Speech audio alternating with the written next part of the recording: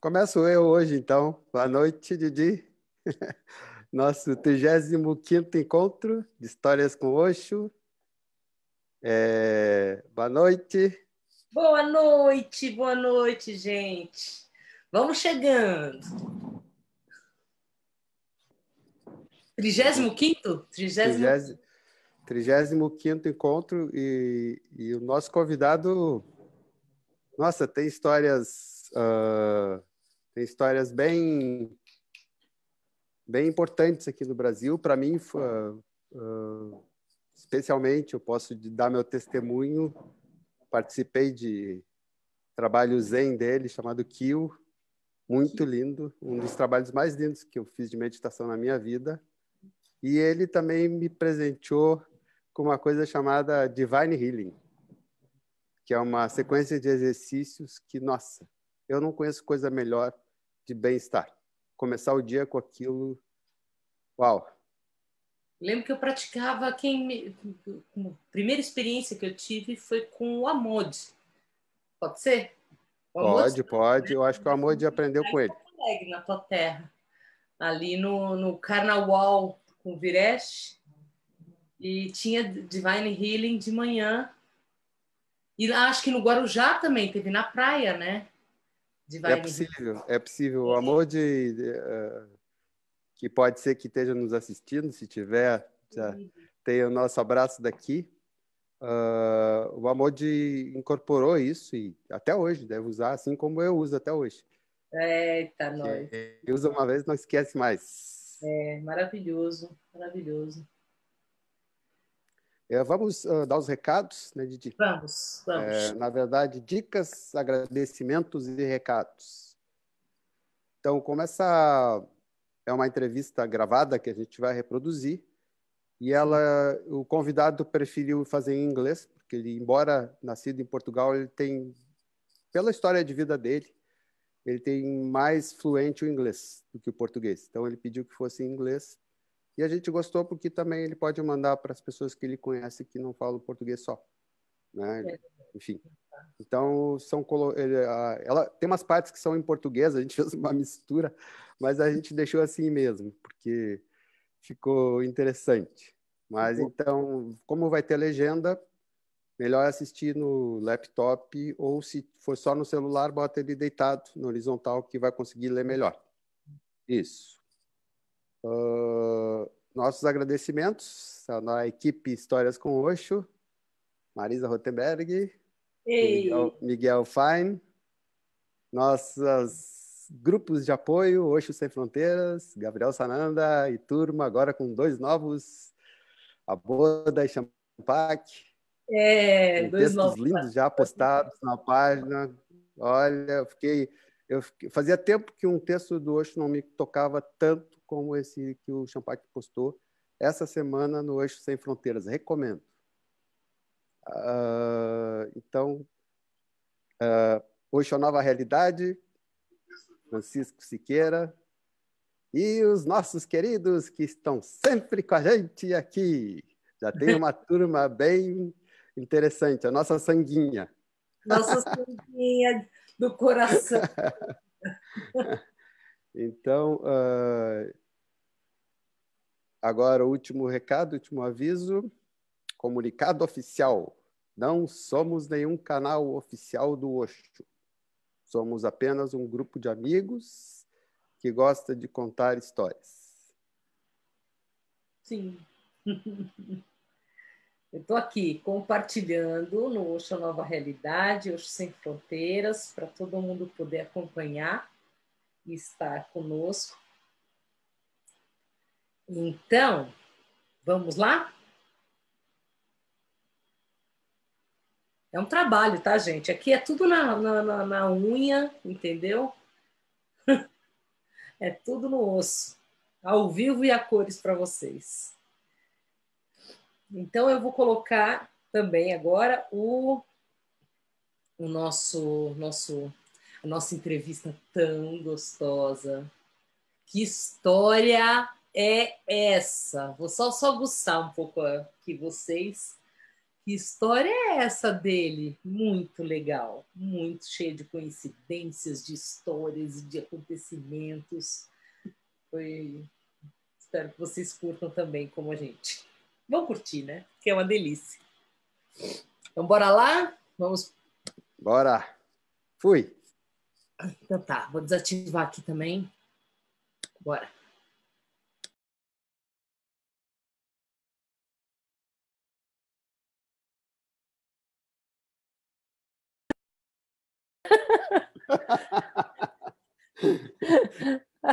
Tá valendo. Recebemos agora, da Histórias com Osho, mais uma pessoa incrível com suas magníficas histórias. E, pelo jeito, a gente vai ter parte 1, 2 e 3, porque é muita história para contar. Recebendo o Prashantam, bem-vindo, Prashantam, querido. Né, Abiro? Bora lá. Mais um encontro. Eu estou super feliz. Você não sabe, Prashantam. We do it in English. Okay. Yeah. And you can't imagine how happy I was jumping when I got your email yesterday. So lovely your answer. I felt very welcomed. So we are very grateful, very pleased to have you with us. And we start always with the basic question. You say, Divya. Como é que foi que o Osho te pegou? Como foi? Como essa é a pergunta mais fácil. That is the easiest question, because that moment I will never, ever forget. And to bring it back to my memory, it is one of the most touching memories I carry inside of me. Of course, I feel that every Osho lover has its own story, its own magic moment, how Osho, as you said very, very rightly, how Osho got us. Yes.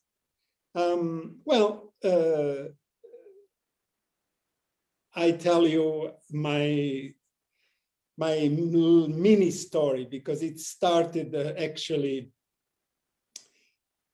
a few months before I arrived in front of him. Usually, there is always a story of a woman in the life of a man, especially in the special moments of a life of a man.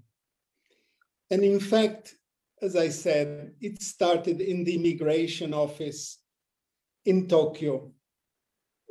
What a strange place. That's right.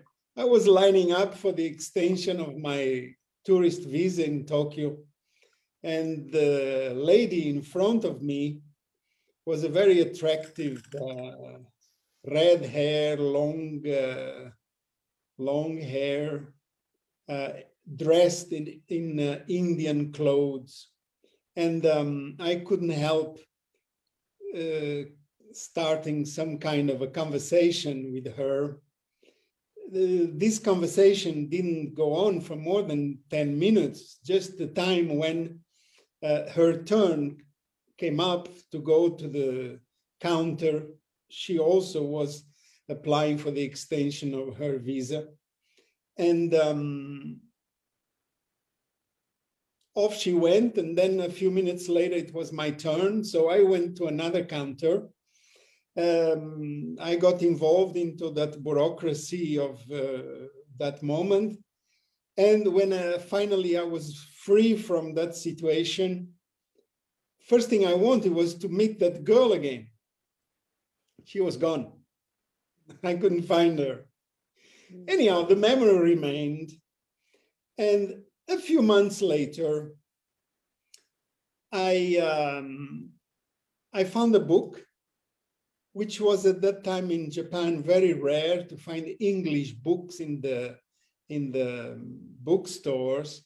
And the book was Meetings with Remarkable Men by this strange person that I hardly could pronounce the name, Gurdjieff. Okay. Now, the reason I was attracted to Gurdjieff was that I had heard, I came overland from Europe until I eventually arrived in Japan. It took quite a while, 3 years. And I crossed the whole Asia until I arrived there. And I had to jump over India because at that time, Portugal and India were still fighting over the issue of Goa. Goa had been Portuguese, India had thrown the Portuguese out. So they were in some kind of conflict that didn't allow me to go into India, get a visa to visit India. So I I flew from Pakistan to Nepal, and then from Nepal to Burma, and I continued my way. Anyhow, on this path, on these travelings, at some point, I got interested and attracted and very much involved with learning about carpets. And I considered at some point that that would be one of my ways of providing for my material needs. Trading with carpets felt very attractive to me at that time. So eventually, when I arrived in Tokyo, reading this book, Meetings with Remarkable Men, I told myself, I crossed all these countries that the Gurdjieff was talking in the book, but I did not meet any remarkable men. I missed. I really felt that I had missed all those 3 years on the road through Asia. So in Tokyo, I decided to start again my trip. And meanwhile, Portugal and India had come to some good terms, and I could get a visa to go to India. My idea actually was to go and spend Christmas in Goa. Those days we are talking about the 70s, 1974, 75. And Goa was like the attractive place for the people on the road, for the hippies on the road. So I, of course, wanted to go to Goa for Christmas. And so I arrived in India. Of course, first I went to Nepal, and in Nepal I got into the gurus and all that mysticism that I had not connected with, because as I told you, I had missed India. And so Nepal, if you are familiar with the map of Kathmandu and India, it's a straight line, really, from Pokhara to Benares, to Varanasi. So I went down to Varanasi, and watching those people being burned, those bodies being burned by the Ganges, I noticed, and it's amazing because I spent quite a few days in there, and the only strong picture that I kept from all those days was a couple that I didn't talk with, dressed in orange. They were actually taking pictures. But what struck me was orange clothes. And it felt in the midst of all that, festival of colors and smells and situations of the Varanasi Ghats, it felt to me, very touching. From Varanasi, the next step is the Taj Mahal. I went to the Taj Mahal, and I always like to talk about this situation in the Taj Mahal related to Osho. And that's why I took the courage to start a little bit, a few months before I met Osho. So it kind of, everything changed as an understanding of answering your question. Of course, Taj Mahal, what to do? You go into the Taj Mahal. Those days, Indira Gandhi was still alive. So it was possible to visit the Taj Mahal exactly as it was supposedly to be the purpose of how it was built for, on a full moon during the night. It was open. Mm-hmm. So I went to the Taj Mahal on a full moon night, and I spent the night under the full moon. There was not many people, and I was playing my Japanese flute that I still play today, my kyotaku. No guards or no much restrictions. I ended up in the king's chamber, that it is famous, this beautiful piece of music of the flute of inside of the Taj Mahal with this amazing echo that that once you have heard it, you will always remember that place. Anyhow, I was playing my flute there for many hours, and at some point, I heard a voice.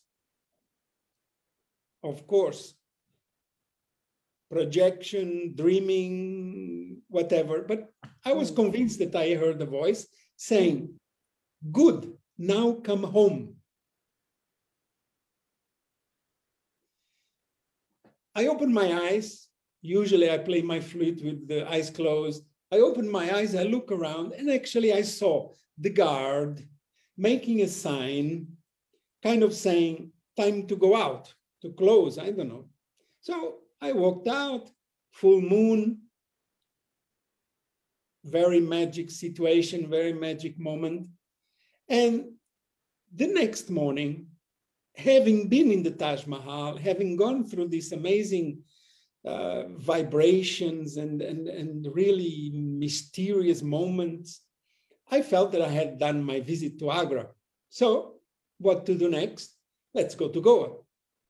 I went to the train station, ready to catch a train to Mumbai called now.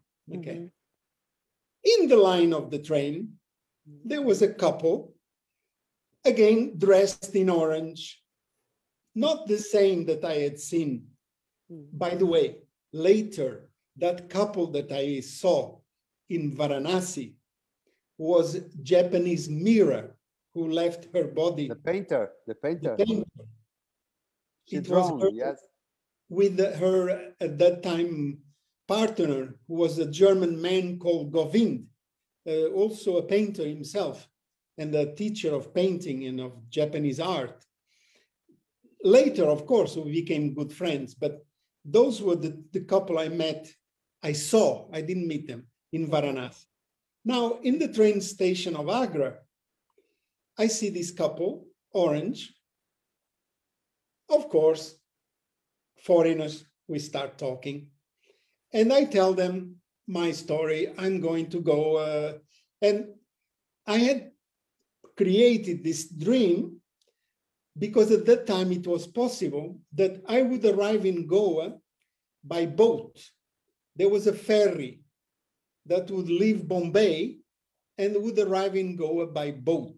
And I had this fantasy to see Goa like the navigators, Portuguese, that arrived in Goa from the sea, and I wanted to see what was that kind of vision.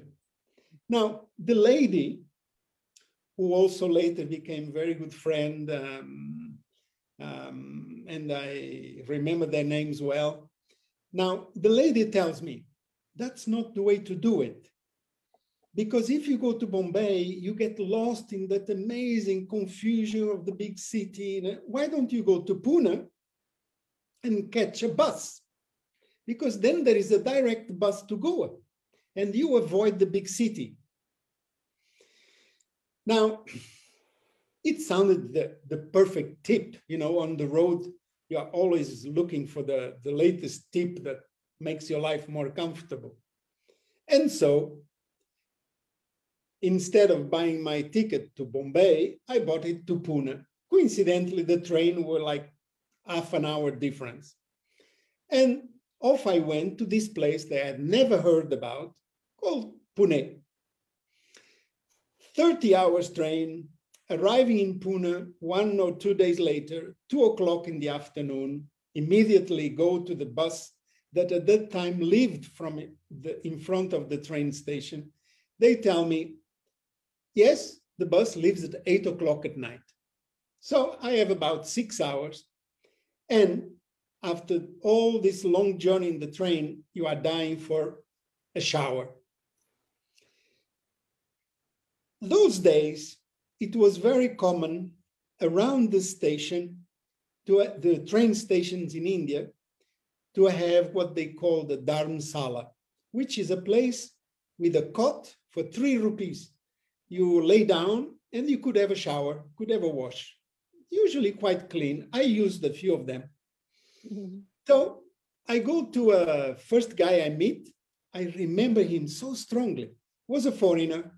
He had a ponytail, he had glasses, he had a white shirt, blue jeans, and he looked a non-Indian person. So I go to the guy and say, sorry, do you know where I can have a shower? And he tells me, take a rickshaw and say ashram. And I say, what ashram? He says, just say ashram. So I do exactly that. I jump in the rickshaw, I take the rickshaw and I say ashram. Now, I was expecting something within 5 minutes from the train station. You have been in Pune, you know that the train station actually even now takes maybe 20 minutes between the Osho commune and the train station. So after 5-10 minutes, I was getting already a little bit, kind of protective, thinking, well, where is he taking me? So finally, I touched the guy, the driver, and he said, where are we going? And just then he stopped. And the fact that I leaned over to talk with him made it possible that I saw the sign. And it said, Bhagwan Shri Rajneesh Ashram. Hey, man. It felt like there was a knot inside of there was a knot inside. He said, oh, shit, this is the sex guru. You know about him. Because in Nepal, we talk about gurus. One of them was the sex guru. There was my hair was already in this style, kind of even bigger. So the kids would call me, what was the name? There was an Indian guru who had hair like this. And the kid, Indian kids would call you. Indian kids would come after me and call me this name, etc., etc. I forgot the name of this Indian guru. Anyhow, so I see this and I go, shit, this is the sex guru. Anyhow, still, I want a shower. So I get out of the the rickshaw with my little bag. I used to travel really with minimum stuff, my bag, my flute, and that was about it. I go to who appeared to me to be a huge guy. Was the guard, the guy standing there. He was later a very good friend of mine. He was Swami Sant, very well popular Indian sannyasin in the ashram.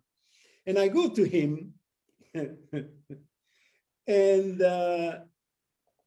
I say straight in the face, sorry, where can I have a shower? I mean, I was really convinced that that was what I came there for, and that was the place. And the guy looked at me and says, you must be crazy. Get out of here.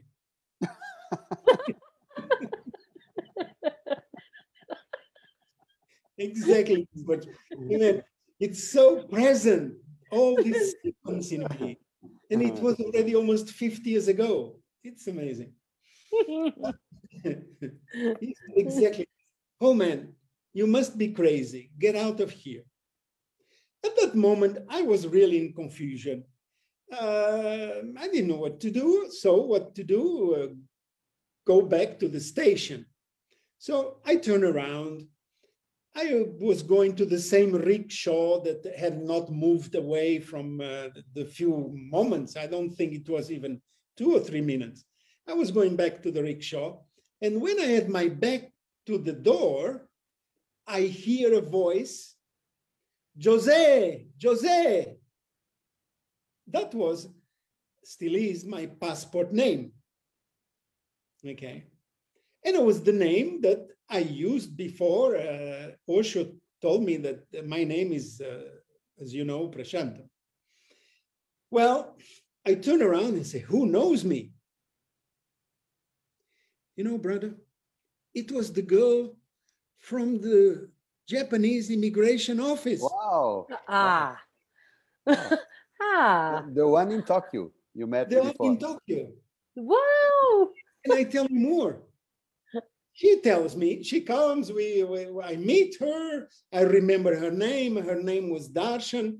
We say hello. Of course, by then the guard doesn't stop me anymore. I go inside of the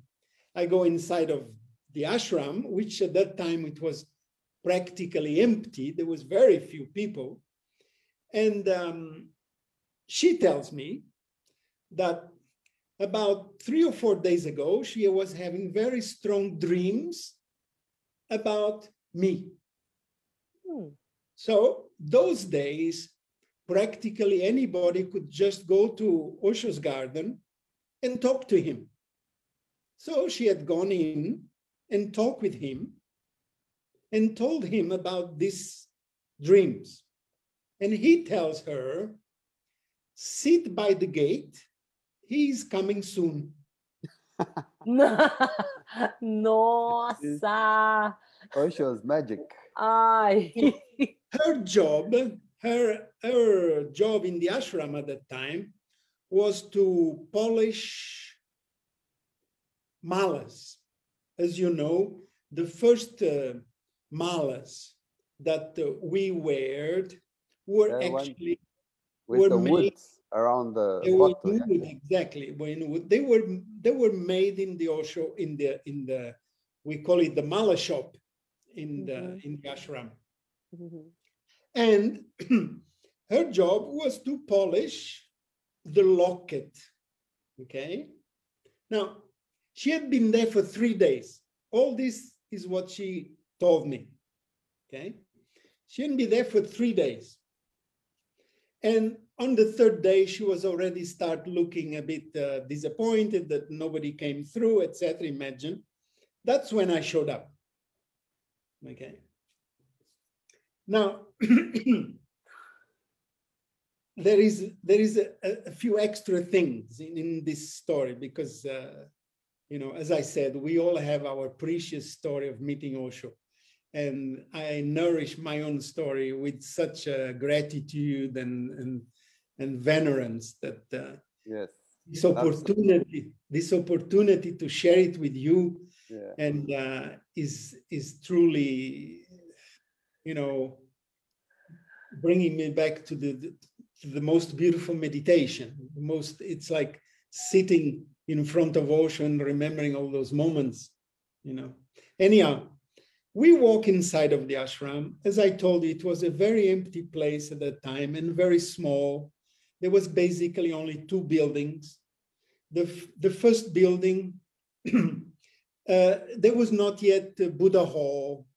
There was a hall with a kind of a tent where dynamic was starting happening somehow. But all that I didn't know. Anyhow, I walk in, and there was a signboard with a small paper fixed on this signboard. You know, where you put little pieces of paper put a sign. And I got attracted, and I went to read what it was there, and it read exactly this: touch. I'm repeating, I'm seeing this paper and repeating as if I'm reading it now. Touch. The world needs touch because it needs love. Massage is 90% of love and 10% of technique. This was my inspiration, still is today, for all the work that followed, and I had no idea. But when I read that note, I felt, and I must say that I was surprised, I was shocked, but I truly felt I found my master. Now, I had not yet seen Osho. I had not seen Osho. I was not yet ready to acknowledge it. I was still a freak on the road. Okay? Mm-hmm. But I must recognize that this moment was the first Zen stick, you know, that would change my life. Anyhow, with this girlfriend that by now we were so delighted to see each other and so happy and so horny, and so everything was part of the joy of being together, she took me to her room that I remember was at the back of, at that time, popular Mobo's Hotel. Since then it had disappeared. It disappeared, but it was at the back of the Mobo's Hotel, a little bit far away from the ashram. And we had all kinds of energies going on. The reality is that in the middle of the night, she threw me out of her room. Okay? Mas como assim? It was really intense. Okay? In the middle of the night, I found myself in the middle of in the road. I had missed the bus to Goa. I didn't know anything about this city, Pune. I was very pissed off because I missed my bus and I was going to go and all this stuff. And what to do? Only place I knew was the ashram. So in the middle of the night, and by then it was around 2 o'clock in the morning, I walked back to the ashram.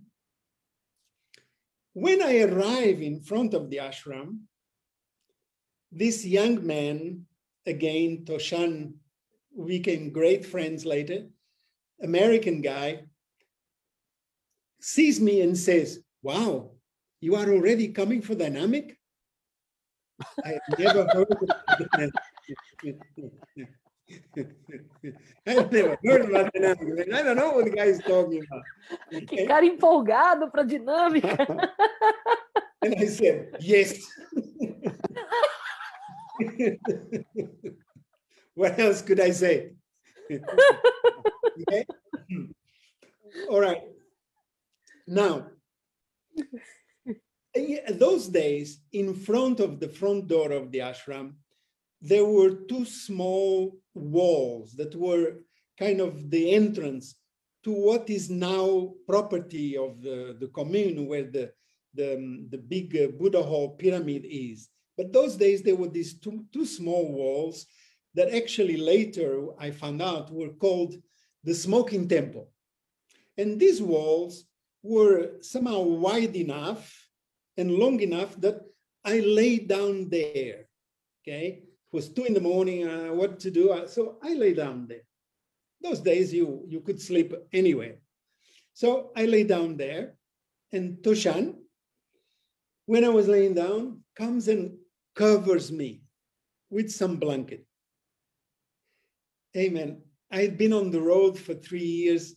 In that moment, it was so sweet, that feeling. It was so sweet.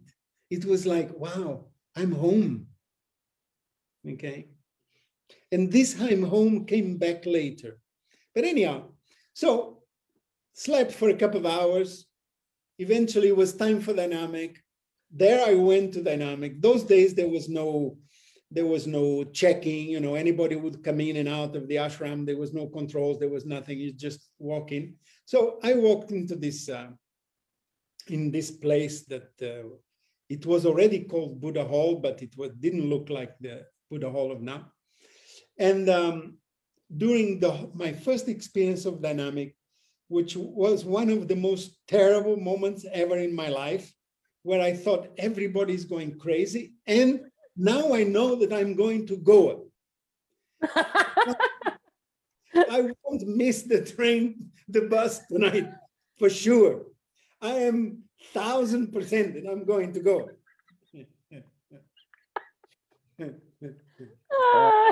Prashantam, I'm just confused a bit. This all happens in one day. This was the first night where you were there. You were thrown out of the girls' pool. Yes, all this is happening in the first 12 hours of my life in Pune. Que ano que foi? It is 75. Tá. 26 of November, 27 of November 1975. Wow. Wow.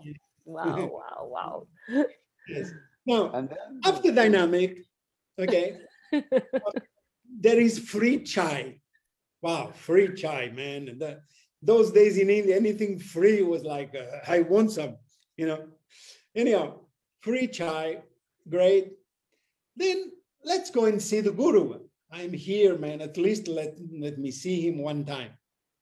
Okay. I go to the discourse.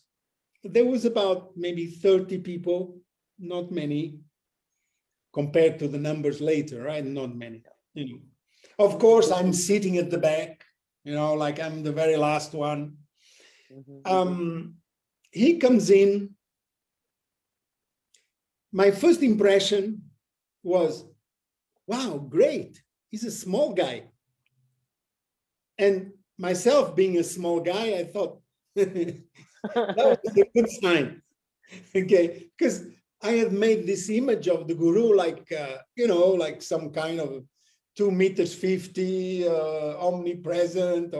No, he was a small, very gentle man walking in, and very soft, very, very, very present, very relaxed, really images that I nourish as if it was happening yesterday. He sits in his chair and comes out his voice. At that time, he was speaking only Hindi. He had not started with English lessons, the English discourse. He was speaking Hindi. And he said his voice, Mitro. Mitro means friends. Okay. But the shock was that when I heard that sound Mitro, it was the same voice in Taj Mahal, man. Wow. That one that said, good, now come home. Wow. Mitro, Maitreya, Mitro. No. Mitra. Mitro. Mitro is the plural from Mitra. Mitra is friend, Mitro is friends. But all this I didn't know. Okay. I had never heard him. I never seen him. I didn't know anything. But the voice, Mitro. And I go, fuck, was the same voice I heard 3 days before when I was in Agra in the Taj Mahal. So there, my whole, I really went into confusion, okay. Of course, I never made it to Goa. First time I went to Goa, I think, was after Oregon. Wow. Wow. So yes. you stayed in the ashram, so you didn't. And then that was it. And then I was it. I just stayed. And of course, for the first 2 or 3 days was this conflict about, am I a sannyasin? Do I need a master? Is this the right master? You know, this whole thing that goes in everybody's head. And Yes. it lasted 3 days. After 4 days, I was walking in the office and asking for initiation, for sannyasin, as you call it. Sannyas application form. No, there was no application. You just would go and talk with the garim, or a Arup, she was called at that time. and just book for. And then I remember that she said, "Oh, you are lucky. There is still one place for tonight." You know. Não tinha escapatória. You're not going to run away. One moment, I don't know now if it was before or after, but there was one moment where my mind finally came to peace and surrendered. It was in one of his discourses. I really don't know the context, but this sentence just came into me, and it said, "You are with me until you go to the road again." Those days, my identification was, I'm a guy on the road. I'm traveling. I'm going to visit every country in the world. I'm on the road. That was how I arrived in India and in Pune. Jack Chirac, Beatniks. I didn't read that book. I was just, you see, I had escaped from Portugal. I had lived in France without having passport to go back, etc. So my life was never of going backwards anywhere. It was always forward. Let's go forward. Let's go to the next country, the next place. And I lived like that for many years. And arriving in Pune, and not only I never went to Goa, but I never left Pune.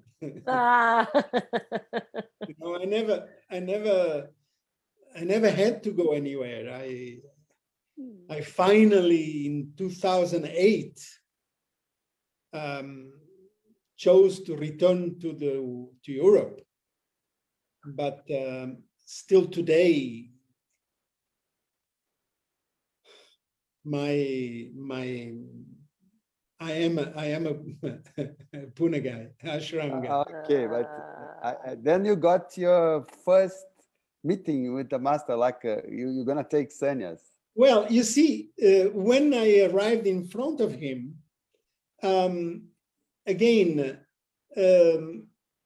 I had never been in darshan, so I didn't know what it was going to be, the whole ceremony. I'd been there for 4 days. So the whole thing was happening at 7 p.m. And when my name was called, I go and sit in front of him. He would immediately touch you, give you the mala, touch you in the forehead, and afterwards would give you the name in a piece of paper. That was his way. And what I remember was that he put the whole palm of his hand in my forehead. And that contact felt like so sweet. So I really had my first life experience of here and now, of I don't want to be anywhere else. I can stay here forever. In that place that happened with the contact with his hand. It was beyond, you see, concepts of surrendering and melting. All these things came later. It didn't belong to my vocabulary, all these things. Today I can say, yes, there was an immense surrendering right from the beginning. Mm-hmm. But what did I know then about all these things? And then when he gave me the paper with my name, and he said, your name is Swami Deva Prashantam. Deva means divine. Prashantam means silence, inner silence. I had a spontaneous catharsis of laughter. Really, I start giggling. Still today, I ask myself, he must have thought that I was completely cuckoo. No, really, because it didn't fit the situation, the context. This was because when I lived in Japan, I was with a teacher, a Zen teacher, when I was learning about my flute. We were practicing some meditation, some techniques, mostly physical techniques, exercises. And the students, today I say the disciples, but at that time we called them students. The students of this teacher, sensei, they all had a name, what he called a kyotaku name, a flute name. The flute name starts with the first character, kyo. That means emptiness, silence. And the second character that somehow brings a further meaning to the context of kyo. For instance, the master himself was called Kyoku.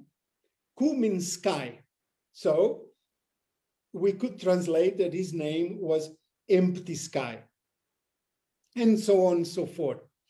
When I knew that I was leaving Japan, I asked him for my second kanji, my second character. And he said, soon you will get it on the road. Now, it was 1 month later that I was in front of Osho. And this Deva Prashantam means silence, inner silence. It was like these two very special people who were telling me the same message, you know, and that was the paradox that took me into a release that I didn't control. And then he asked me, he went on speaking about the depth of silence is found in the middle of the marketplace, and silence is not the absence of sounds, but the presence of all sounds. And you are not, when I heard you are not, I didn't know what he was talking about. I am not, what do you mean? You know, but anyhow, all this, and after a long presentation of the name, he asked me, so how do you feel? And I said, I am home. Again, in those moments, you don't think much. You know, you are the first one to be surprised by what comes out. You don't plan to say these things. You have no time to think. It just comes out, you know. Today I know that's the quality of the heart. The heart doesn't need to think. So the heart speaks in front of such a being, such a special person. And then he said something very beautiful. He said, many people are looking for home, but home is not ready. Other people are not looking for home, but home is already ready. With you, you are both ready and the home is ready for you. And that was unexpected. And it felt so true. Like this guy knows what he's talking about. You know, hey guys, remember, all this happened in 4 days. Wow. You know, 4 days. Wow. Muito intenso. Yes, yes. And then there was it. There was I felt and still feel today that there is the greatest gift that existence has showered on me is to just be with my Osho in every situation, in every moment of my life. you know, and I'm so fortunate that this never was tainted by any doubt. You know, sometimes you may have confusion in your, but there was never. You know, I was part of so many chaotic moments in the life around this beautiful master. I was always there when situations were intense. Wow. But in my own inner world, I was always part of the crew. Yes, and you know, one of the greatest gifts I had in my life, it's always with me. Whenever I can, I practice. It's called divine healing. I have lived in Japan also. When Osho left his body, Yes. about 2 months after, I got an invitation with a friend, Japanese Abhivandam. Yes. He invited me to come to Japan. So then I thought, wow, in Japan the houses are so thin, and so you have to be quiet, otherwise everybody will listen what you do. I said, wow, how is gonna be my life without dynamic? Because dynamic was a kind of assurance that any problem I will solve it. Just do dynamic, Yes. And then I said, wow, what am I gonna do in Japan without dynamic? Then I went to Ambo's house. You remember the Brazilian Ambo? Of course. Yeah, and I asked her for. She had this map of divine healing with the big pictures, the whole sequence. And then I took it and I put on the wall of my Japanese house, and I did it, I think, for almost 2 years, every day without missing a single day.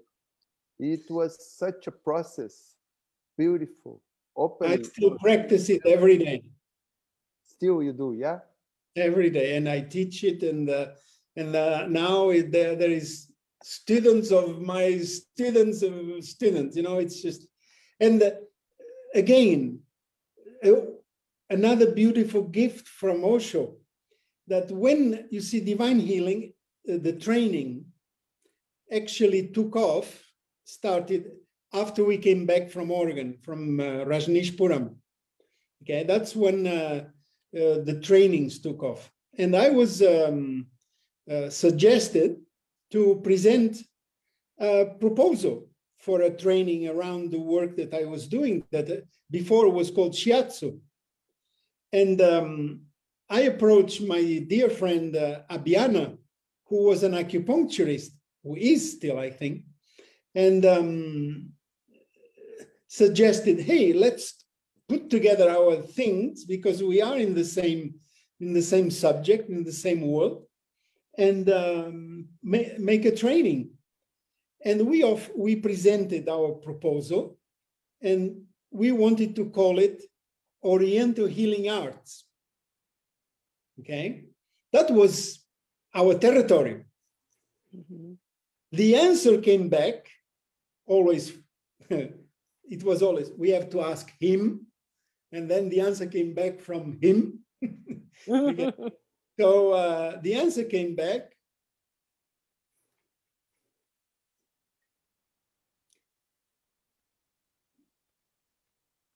The healing is, then there was a confusion about what name to call it. Shall we call it Oriental Healing Arts, or we couldn't figure out the right name. And then he said, healing arts is fine, but no need to call it Oriental. Listen, divine will do. What a magic touch. What a magic touch. Divine will do. From there, divine healing was born. Now, you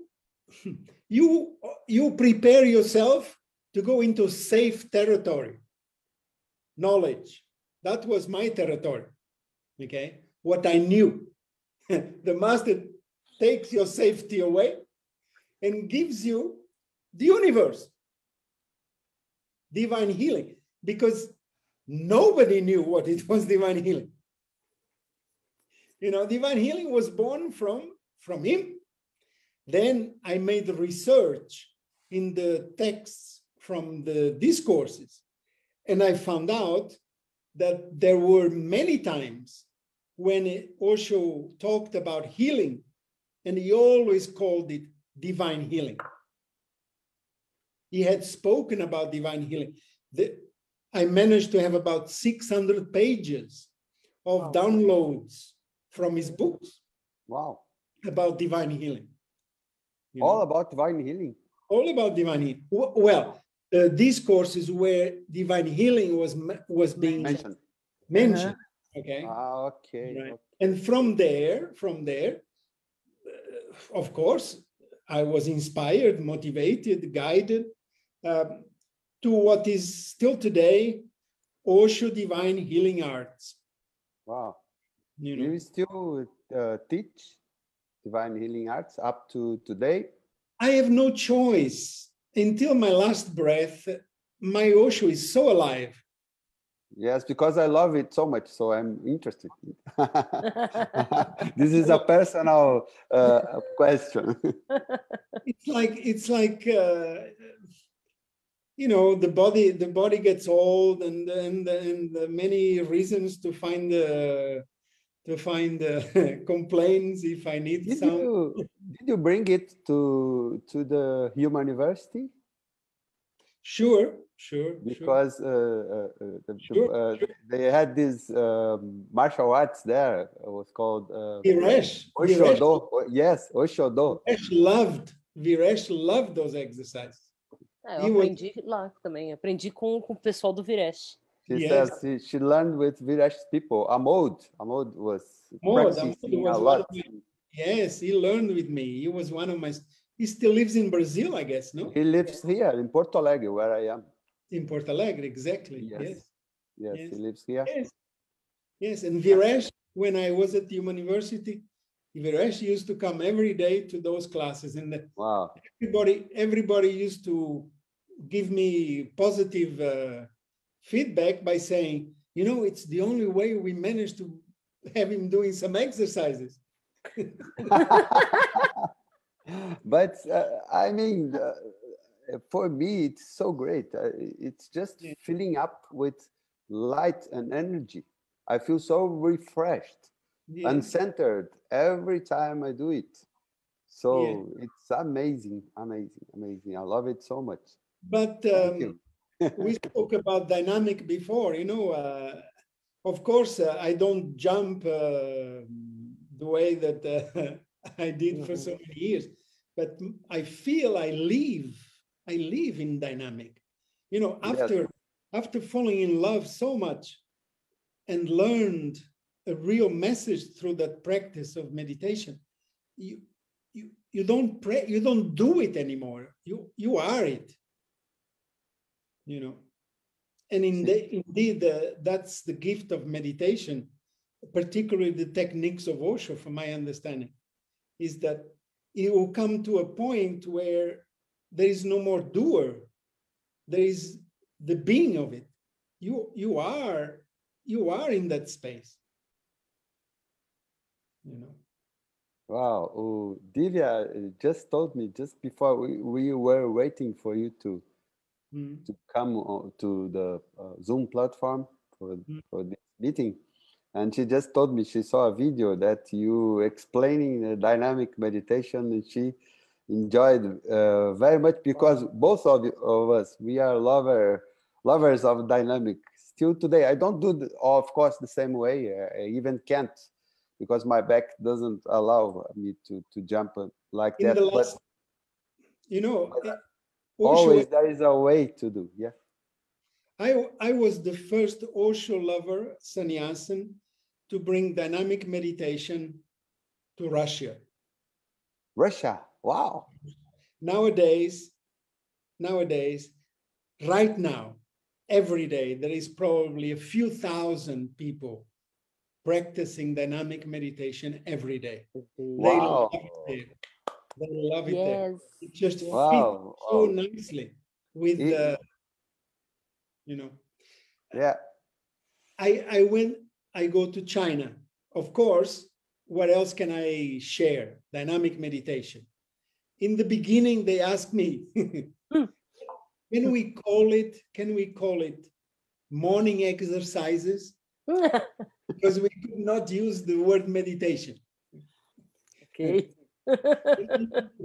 Morning exercise. Now, the students, the participant asked me, can we do dynamic meditation? Oh, wow. Ai, que legal! Wow.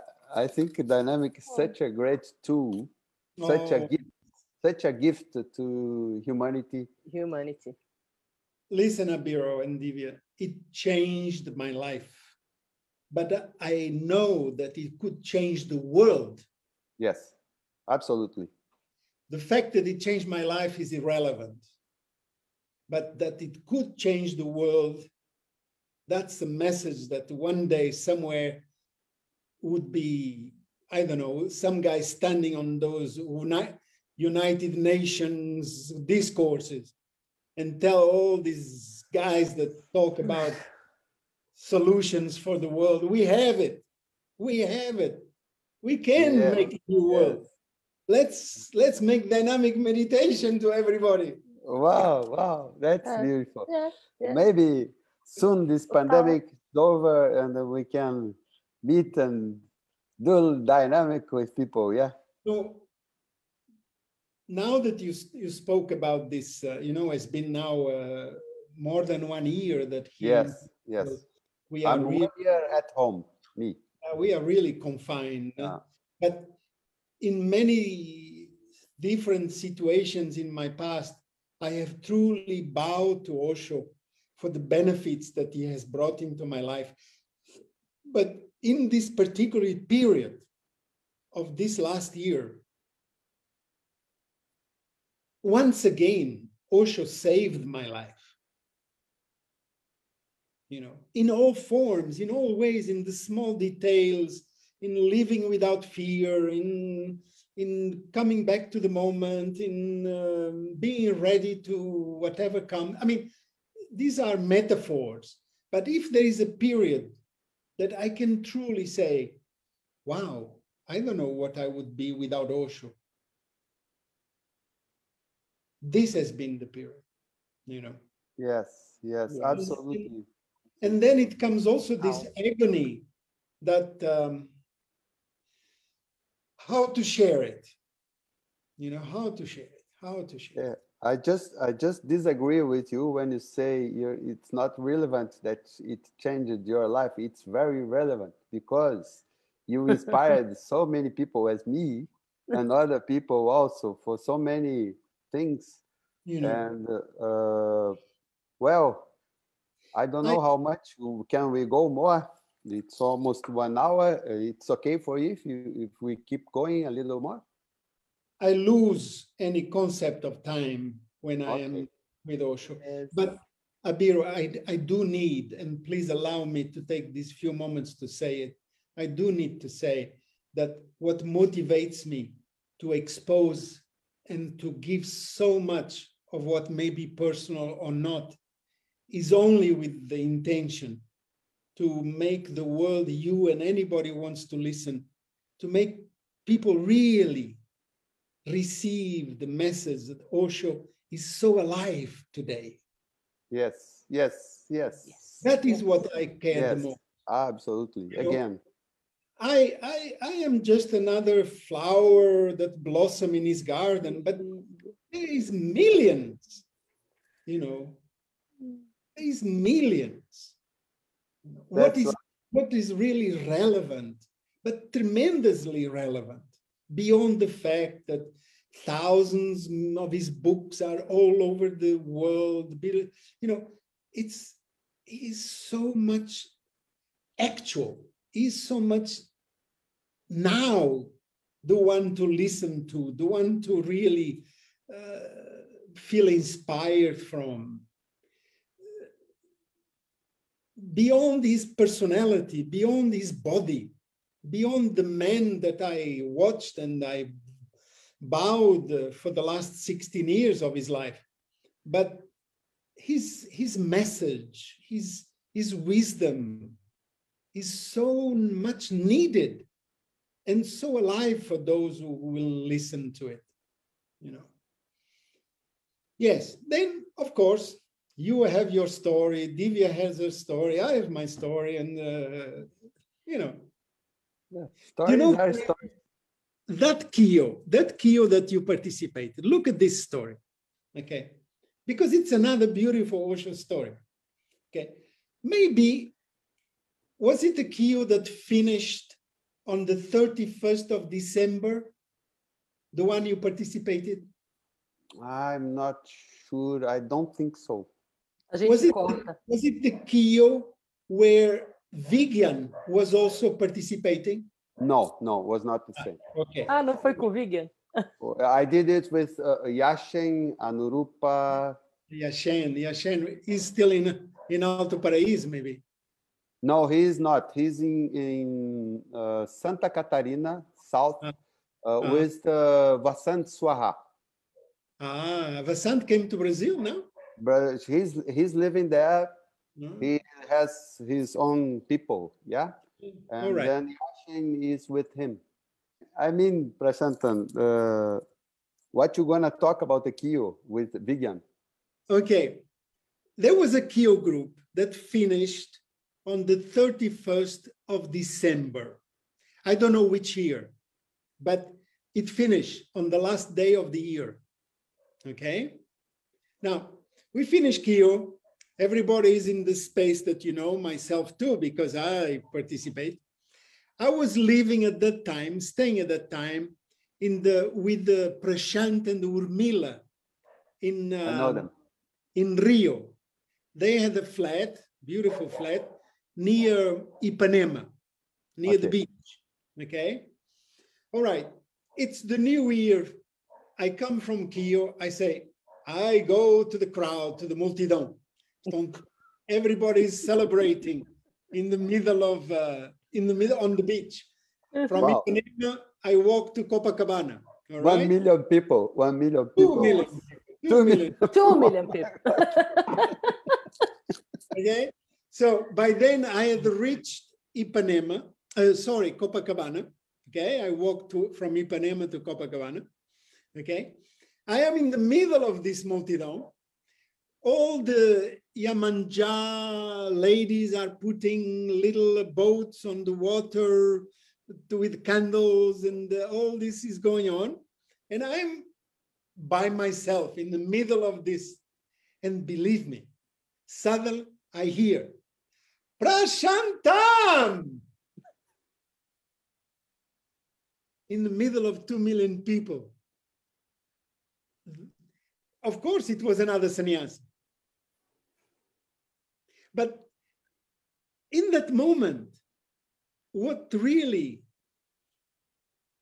touched me is that Osho is everywhere. It was not like somebody found me in the middle of, no, it's that, wow, because when you meet another sannyasi, to me, the first thing that comes is Osho. Yes. In this moment, you guys are there. Osho is between us. It's with us. Yes. You know. Yes. And this was something. See, wow. New Year night, Ano Novo, em Copacabana, 2 milhões de pessoas. Prashantam. Osho shows up. We could have many stories coming up. Yeah, sure. Maybe. I want to hear your stories from the Japanese master, telling your stories with learning is it called the shakuhachi, the flute?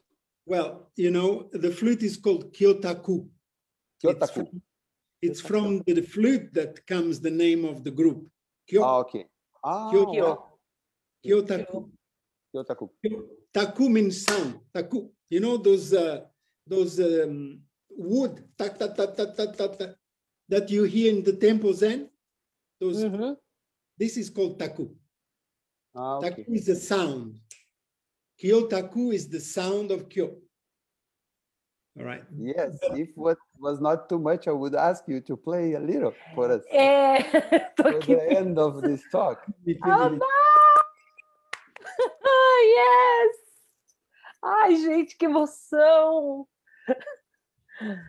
Uau! Que história linda, meu! Então... Prashantam, we want to end it with you playing. So before that, we want to acknowledge and say thank you very much for receiving us so lovingly.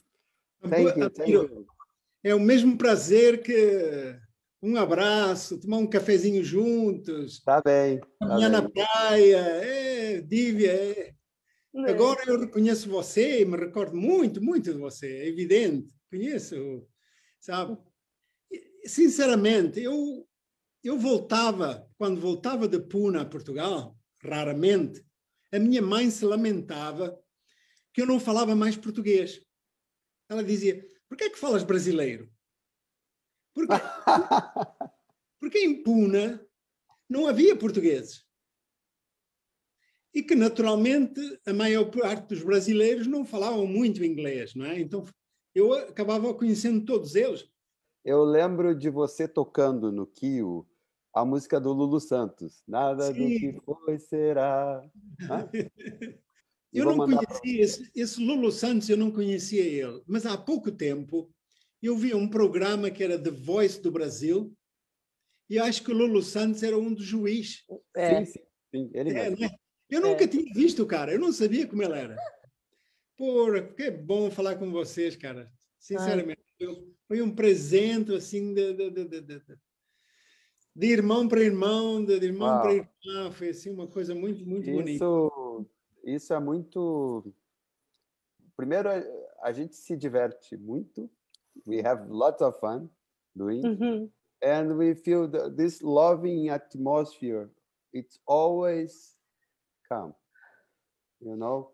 Eu adorei muito todo o pessoal do Brasil que eu conheci. Quer dizer, eu com o Osho viajei, eu fiz grupos em Manaus, fiz grupos em Porto Alegre, fiz grupos em Vitória, Espírito Santo, em Cuiabá, no Rio Branco, em Acre. Tudo isso foi o Osho que me levou por esses lugares, né? Quer dizer, e conheci pessoal super ótimo.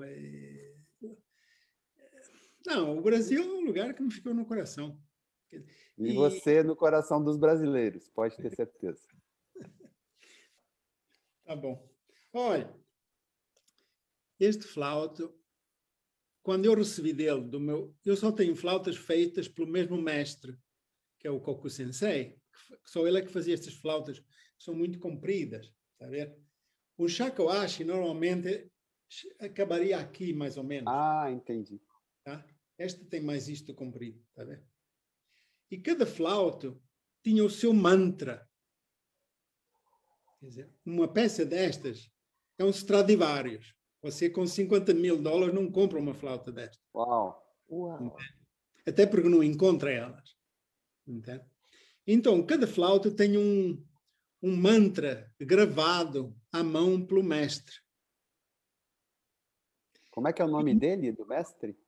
Koku Nishimura. Você encontra no Google, encontra algumas histórias sobre ele. Ele vivia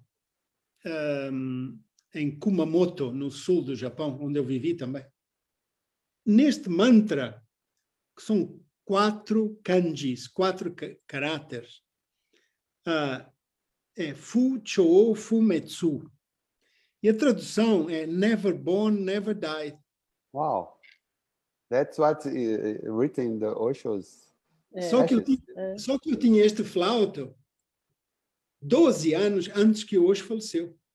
Wow. É o seguinte, quando você está praticando esta flauta, você está num espaço de meditação e tem o seu mantra. E o meu mantra é Fuchou Fumetsu. Então você se centra, quer dizer, naqueles espaços no seu tempo. E eu não pensava Never Born, Never Died.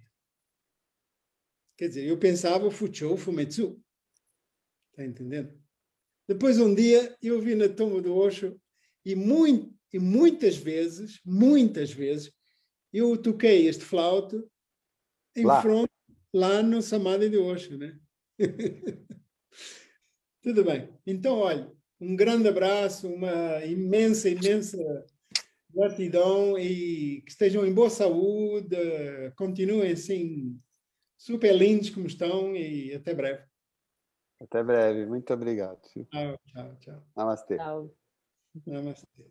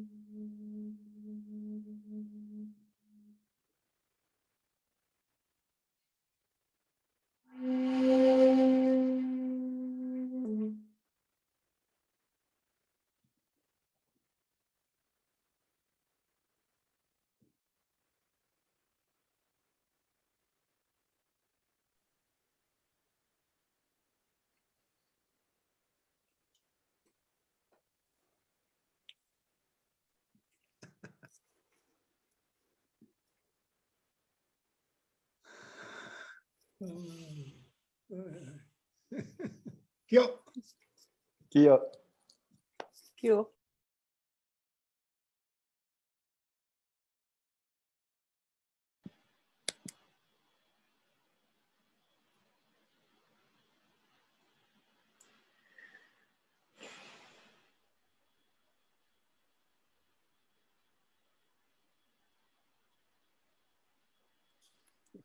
Eu quase não volto.